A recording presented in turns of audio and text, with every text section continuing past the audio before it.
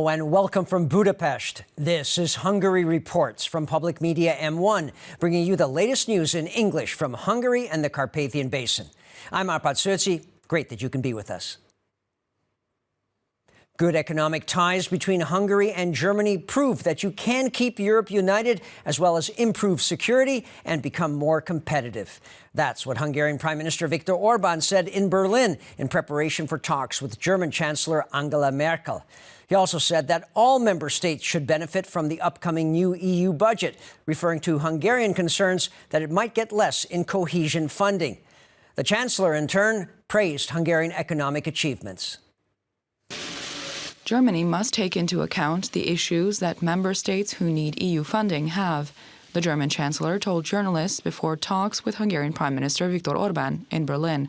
Angela Merkel said that the different standpoints regarding the EU's next 7-year budgetary cycle must be discussed, because even though the two countries are in different situations, their economy is very strongly connected. The Hungarian economy's development is very positive, which is due in part to the EU. But it is to Hungary's credit that they invested resources wisely and used an effective economic policy. From a difficult situation, Hungary has lifted itself to where it no longer needs to worry about unemployment, but is now looking to fill job vacancies with a trained workforce. There is a very tight connection between our economies that has to be taken into account, Angela Merkel said. Prime Minister Viktor Orbán emphasized that in the past few years, Hungarian-German trade has been record-breaking, and the good economic relations between the two countries prove that Europe can be kept together. As he said, the most important issue in Brussels is how the European Union can win back its competitiveness, so it is essential that the EU's next budget be advantageous to every member state. We come from a very different standpoint. The Hungarian view and the German view are very different, but there are a few of us, not a lot, maybe 3 or 4, among the current leadership, who have already participated in creating a budget 7 years ago. We know that this is what we must do, and though our views differ greatly, I'm sure we will be able to come to an agreement that is good for everyone in the end, the PM said. Other than the EU budget, the Hungarian Prime Minister and the German Chancellor also discussed EU expansion policy, immigration, defense, and innovation. The so-called transit zone case against Hungary has started. It was launched by the European Commission because it said that Hungary had failed to provide food for individuals held in transit zones at the Hungarian-Serbian border. The Commission said that failure to provide food to persons held in such zones goes against Hungary's obligations under European law. On the 14th of September in 2015, authorities closed down the part of border between Szabadka and Kelebia with railway cars and barbed wire. Along with closing the open so-called green border, the 3-element border fence became operative too. Besides physical and technical barriers, they tightened up laws related to illegal migration, and transit zones were defined as well. At the time, the Minister of Interior, Sándor Pintér, emphasized while walking along the Tompa border how important the protection of the external Schengen border is. The Schengen rule lays down that no one can cross the green border to EU territory, that trespassing must be stopped at the green border, the minister explained.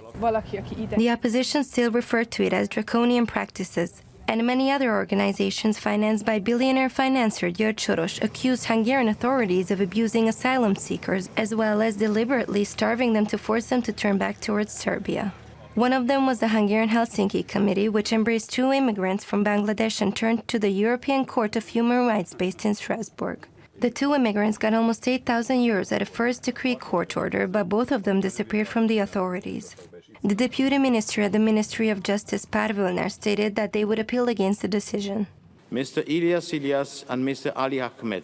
The European Court of Human Rights validated the Hungarian government, clearly stating on second degree that staying within the transit zone is not considered illegal detention. Despite all this, the European Committee opened infringement proceedings against Hungary. The highest judicial authority within the EU, the European Court, stated the court case of the Hungarian transit zone on Monday. Hungary just responded to the increasing migratory pressure by changing the law. The lawyer representing Hungary commented on the excuses of Brussels.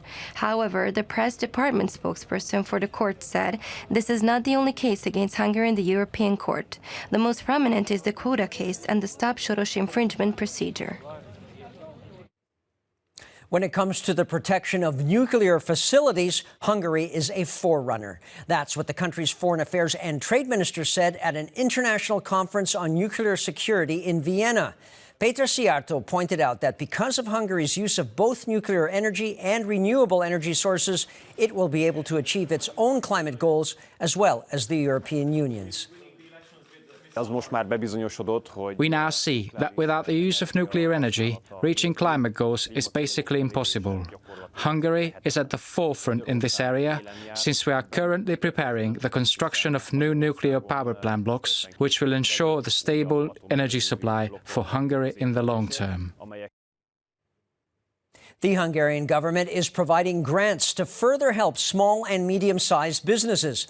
It just started on Monday, where individual companies that want to make their energy use more efficient or want to modernize their machinery can apply for up to almost €1,200,000 under the Híradó plan. Altogether, the government is offering a total of almost €7,400,000. The Híradó plan started in 2016. Its objective is to give state funding to Hungarian small and mid-sized companies that produce high value-added products that are competitive on the global market. This will either cause their production capacities to grow, meaning they can manufacture more products, or their expenses will decrease, which can make them more competitive, the analyst said. Starting Monday, SMEs can apply for a maximum of about €1 million from a fund of altogether €7.3 million. The winners won't have to pay the received sum back. The State Secretary of the Ministry of Innovation and Technology told M1 News that the new conditions will make applying possible for more small and mid-sized businesses. We are able to financially support a lot more investment projects that are green and high-tech, which are the future of the Hungarian economy. As a consequence, these companies will increase their productivity, and wages per person and profit will increase by an average of 30%, László György explained. The deadline for applications is the beginning of March.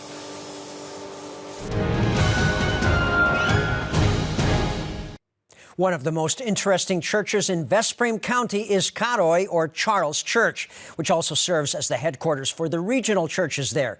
Its red sandstone exterior and marble gate are 110 years old and used to be where nuns came, as did the sick, looking for help. Colorful stained glass windows and wooden altars show were made by some of Hungary's finest craftspeople. Back in 2014, soccer fans around the world got to know the mascot for the World Cup in Brazil, a three-banded armadillo known in Portuguese as tatu bola.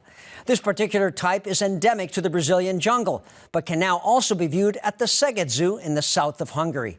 In fact, the tatu bola's population there has just grown by one, thanks to the birth of a new member. Visitors can already get a glimpse of the little one, providing it doesn't decide to roll up into a ball if it feels threatened.